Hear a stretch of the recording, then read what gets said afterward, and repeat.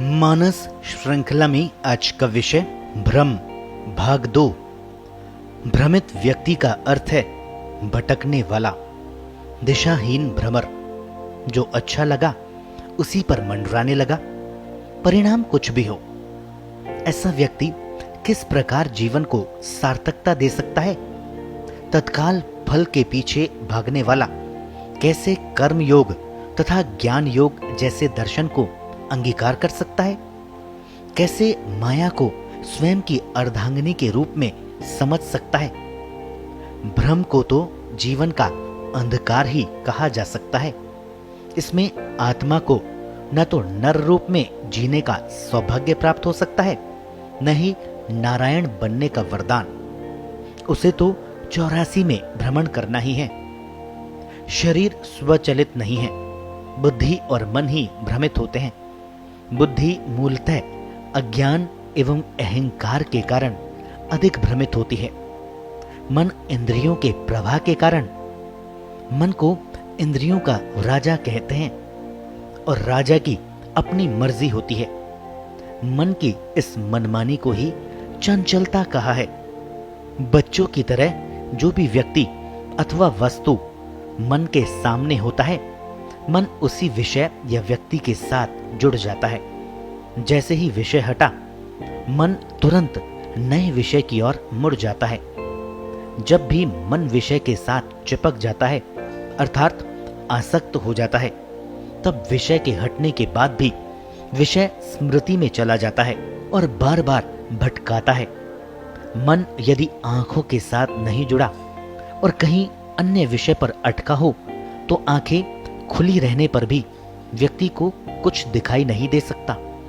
इसी प्रकार मन अन्य इंद्रियों के माध्यम से भी भिन्न भिन्न विषयों से जुड़ता है।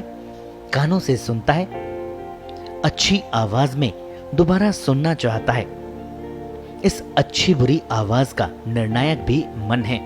सूंघना, बोलना, खाना, छूना, ये सारे कार्य मन को विषयों से जोड़ते हैं। मन का स्वभाव है प्रवाह में बहना, इसको रोकना पड़ता है। खाना अच्छा लगे तो ज्यादा खा लेगा, खाने की प्रतियोगिता में उतर जाएगा, कई गुना ज्यादा खा लेगा, भले बाद में कष्ट पाता रहे। मन किस विषय की ओर अधिक आकर्षित होगा, ये इसकी प्रकृति पर निर्भर करेगा। उसी के अनुरूप विषय मन को आकर्षित करते हैं। इसी प्रकार में मन सुख दुख का अनुभव करता है। स्नेह, घृणा, ईर्ष्या, राग, द्वेष आदि का व्यापार भी करता है। अपने अस्तित्व की खोज का नाम ही तो जीवन है। बिना समता के, समभाव के, सम्यक दर्शन के ये संभव ही नहीं है। समता को मन और इंद्रियों के अनेक व्यापार बाधित करते रहते हैं। स्वयं मन की भिन्न भिन्न स्थितियां होती है। जागृत, स्वप्न, सुषुप्ति, चेतन, अर्धचेतन, अचेतन या मूर्छित मन। मन की उभय गति होती है, बाहर भी भीतर भी। विद्या और अविद्या से ही मन का स्वरूप धारण होता है। चंचल या स्थिर होता है।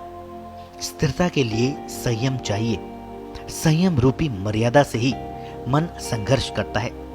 विपरीत शक्तियों से संघर्ष तब कहलाता है। ऊर्जाओं का विकास होता है। मर्यादाओं से ही शक्ति का सम्यक उपयोग हो पाता है। जीव अजीव के मध्य का अंतर चेतना ही तो है। चेतना युक्त या जागृत अवस्था ही ब्रह्म मुक्त अवस्था है। चेतना की सुप्त अवस्था में क्रोध, चिंता, निराशा, भय, आकांक्षा, अपेक्षा, तनाव, आवेश, आवेग बढ़ते हैं। स्मृति एवं कल्पनाएं मन पर हावी होने लगती है। व्यग्रता और चंचलता का वातावरण बन जाता है। व्यक्ति बिंब को भूलकर प्रतिबिंब में अटक जाता है। प्रतिबिंब आवरणों पर निर्भर करता है। मूल तो अव्यय मन ही है, वहां कोई भ्रांति नहीं होती। प्रतिबिंबित मन में ज्ञान और अज्ञान दोनों माया भाव में रहते हैं। जहां ज्ञान धारा है, वहां व्यक्ति स्वयं के स्वरूप को जानता हुआ, अपने नर नारी भाव को समझता हुआ, अपने लक्ष्य को प्राप्त कर लेता है। अज्ञान का क्षेत्र ज्ञान के क्षेत्र से भी बड़ा है। इसको जानने और सीखने की जरूरत नहीं पड़ती। जहां ज्ञान के स्थान पर अज्ञान प्रबल होता है, वहां तो जीवन में केवल भ्रांति रहती है। अज्ञान का पहला प्रभाव है अहम की महत्ता और दूसरा प्रभाव है लक्ष्य का अभाव। अहंकार जीवन का लक्षण है, लक्ष्य ज्ञान का अंश है। दोनों के मूल में मन एवं मन की कामनाएं होती है। मन की चंचलता कामना से और कामनाएं इंद्रियों से बनी रहती है। शरीर और बुद्धि कामना पूर्ति के माध्यम होते हैं। कामनाएं हर क्षण बदलती है। मन भी हर क्षण मरता और नया पैदा होता रहता है। अतः पुरानी चीज से जल्दी उचाट हो जाता है, फिर नए की तलाश में निकल पड़ता है। यही भ्रम है। वह मन जीवन यात्रा में चलता तो नियमित है, किंतु पहुंचता कहीं नहीं है। ये भ्रांति का ही परिणाम है। सारी उपलब्धियां उसे शांत और तुष्ट न करके भ्रांति करती है। सुख की परिकल्पना भी भ्रांति स्वरूप ही होती है। आगे चलकर उसका भी परिणाम दुखद ही होता है। भ्रांति का अर्थ है तमोगुण की प्रबलता। ये आसुरी भाव का प्रकोप है। मन और बुद्धि दोनों ही भ्रांत रहते हैं। व्यवहार में लोभ, मोह, ईर्ष्या, क्रोध, अहंकार बढ़कर व्यक्ति को दानव सा बना देते हैं। व्यक्ति बाहरी जीवन में ही खोया रहता है। चेतना ही त्रिगुण से आवृत होकर बुद्धि का रूप लेती है। संपूर्ण सृष्टि चूंकि त्रिगुण के योग से बनी है, अतः सृष्टि में बुद्धि का ही भ्रमण होता है। एक सिद्धांत है, तत्सृष्ट्वा तदेवानुप्राविशत। सृष्टि को उत्पन्न करके उसी में प्रविष्ट हो जाता है।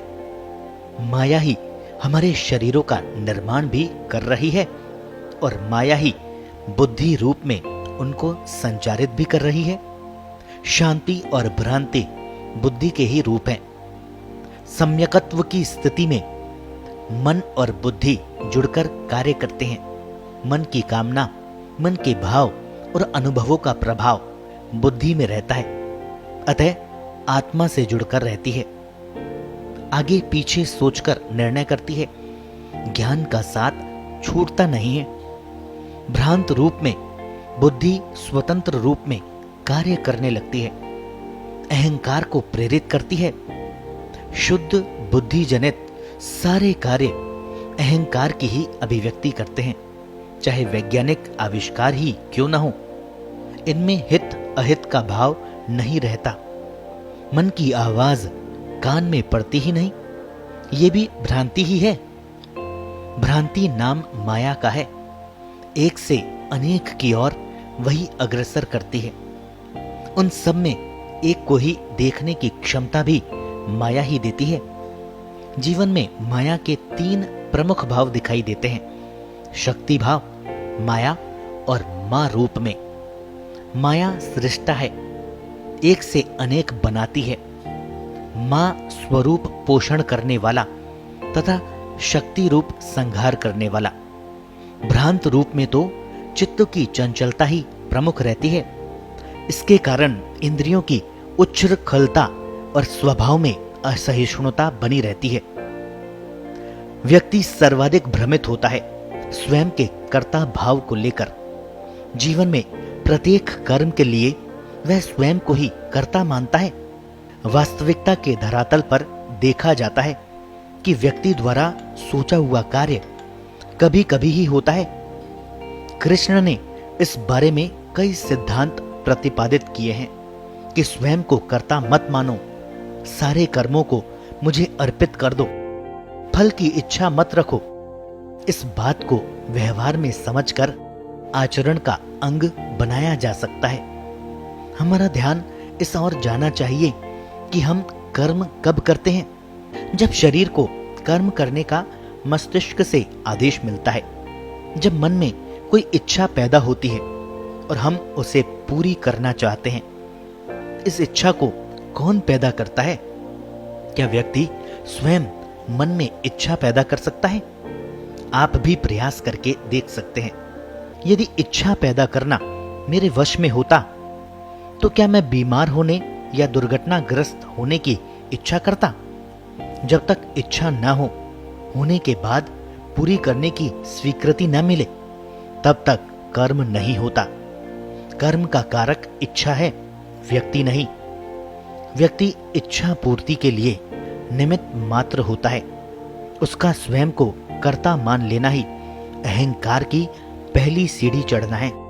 फिर उस पर आवरणों का आक्रमण, नाम, जाति, धर्म, रिश्ते, नीति, समाज, शिक्षा वगैरह वगैरह के इतना होता है कि वह स्वयं के अस्तित्व को भूल बैठता है। अनेक भ्रांतियों में फंसकर रह जाता है। जीवन का लक्ष्य भी छूट जाता है।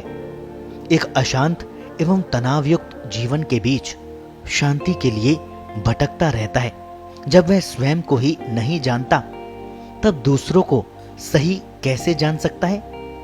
किसी भी विषय को बाहर से ही समझ सकता है। सूक्ष्म में उसका प्रवेश कैसे हो सकता है? स्थूल का कारण सूक्ष्म है। इसे समझे बिना स्थूल का यथार्थ समझ नहीं सकते।